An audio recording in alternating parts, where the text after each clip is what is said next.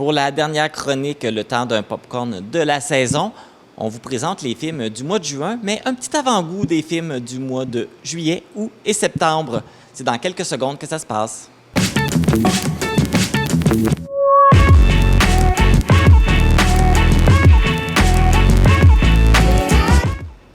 Je retrouve la directrice générale du Cinéma Figaro, Marie-Michel Voyer. Bonjour Marie-Michel. Salut Marc. Ça va bien? Ben oui, c'est toujours bien quand tu viens me voir. Ben oui, parce qu'on a des belles nouvelles à annoncer. Alors là, le mois de juin est commencé. Que nous réserve le cinéma pour le mois de juin, justement? Ben enfin, à partir de ce soir, on a un nouveau film d'animation à l'affiche.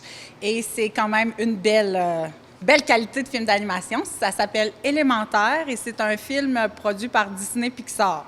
Donc, Disney Pixar, on parle des bagnoles, l'histoire de jouets. Donc, c'est toujours une très belle qualité de film d'animation. Donc, on peut s'attendre à un beau film. Oui, puis là, on retrouve... là. Ça s'appelle comment? Élémentaire. Puis, c'est ça, on retrouve les éléments. Donc, l'eau, la terre, le feu, l'air, qui habitent la même ville et je pense que le feu et l'eau vont réaliser qu'ils doivent être amis. OK. Ouais. Sans se nuire. Voilà. Il y a quoi d'autre aussi? Cœur de slush? À partir de ce soir, c'est le film québécois Cœur de slush, qui est une comédie dramatique. Donc, ça me fait toujours rire quand on donne cette appellation-là, un film. C'est drôle ou c'est dramatique, tu sais, on ne sait pas trop. Fait qu'on va rire et on va pleurer, comédie dramatique. Et c'est un film qui est réalisé par Marie-Lou Wolfe. C'est un film qui devrait plaire à notre clientèle un peu plus jeune, adolescente. On retrouve là, justement, une jeune fille de 16 ans à son été qui est sauveteur à la piscine. Puis on va la suivre dans sa première histoire d'amour. Donc, toutes les péripéties que les ados peuvent connaître dans la vie. Voilà. Sinon, le mois de juin nous réserve quoi d'autre? Au niveau des gros titres qu'on pourra avoir à la fin juin, c'est le 5e Indiana Jones. Donc, encore avec Harrison Ford. Mais là, ça ne sera pas le dernier Indiana Jones, mais ça devrait être le dernier d'Harrison Ford. OK. Ah, fait que là, c'est prévu qu'il va en avoir d'autres. Parce qu'il me semble qu'il dit souvent que c'est le dernier, non?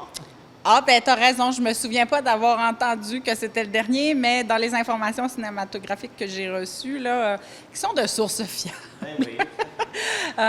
il parle de d'autres Indiana Jones, mais sans Harrison Ford, là. Monsieur Ford qui a dépassé 80 ans, si je me trompe pas.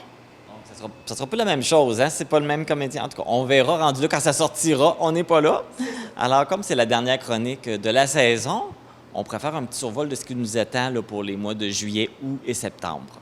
Donc, on va s'attendre là, pour cet été à un calendrier de sorties assez rythmé. Les gens sont toujours surpris quand je leur dis que l'achalandage au cinéma, c'est bon l'été, oui. Les meilleures sorties sont toujours dans les grandes périodes d'achalandage, donc entre autres l'été. Donc, Tom Cruise sera de retour dans un nouveau Mission Impossible. Et pour avoir discuté avec des gens qui l'ont vu dans des avant-premières ou des choses comme ça, c'est encore une fois là, à la hauteur de ce que Tom Cruise est capable de nous présenter. Donc, il est très beau à voir au grand écran. Si vous aimez les films d'action, vous ne serez pas déçus cet été avec Mission Impossible. Ensuite, au niveau des comédies, animation, c'est pas un film d'animation, c'est une comédie en personne, mais c'est Barbie que vous pourrez voir à la fin du mois de juillet avec Margot Robbie. On s'attend à une espèce de comédie qui remet des choses en perspective quand même, parce que Barbie, elle va vivre dans sa vie parfaite de Barbie, mais elle va aussi débarquer dans le vrai monde. Ça va être particulier de mélanger le monde de Barbie et le vrai monde. C'est ça. Finalement, à la fin du mois d'août, Tortue Ninja. Et dans les films québécois de l'été, on a Le temps d'un été qui met en vedette Élise Guilbeault et Patrice Robitaille. Et finalement, si j'étire un peu vers le mois de septembre, Justicier 3, au début du mois de septembre, qui est un film assez costaud là, avec Jason Statham, donc c'est plus violent, plus d'action. Et à la fin du mois de septembre, les familles seront très heureuses d'apprendre que c'est la Patte Patrouille 2 qu'on aura à l'affiche. Ça va marcher, hein? Moi, j'aime ça quand les petits viennent au cinéma, là. Ils sont toujours très émerveillés devant tout ce qu'on leur montre. Bien, Marie-Michel, merci beaucoup. Merci pour cette belle saison pour la chronique Le temps d'un popcorn. Alors, si vous voulez voir les films qui sont à l'affiche présentement ou ceux qui vont jouer durant tout l'été, vous pouvez aller consulter le site Internet et la page Facebook du Cinéma Figaro. Est-ce qu'on a un petit message pour nos auditeurs pour l'été? Profitez bien de l'été et venez vous rafraîchir au cinéma avec une bonne slot chez l'air climatisé. Bon cinéma et bon été!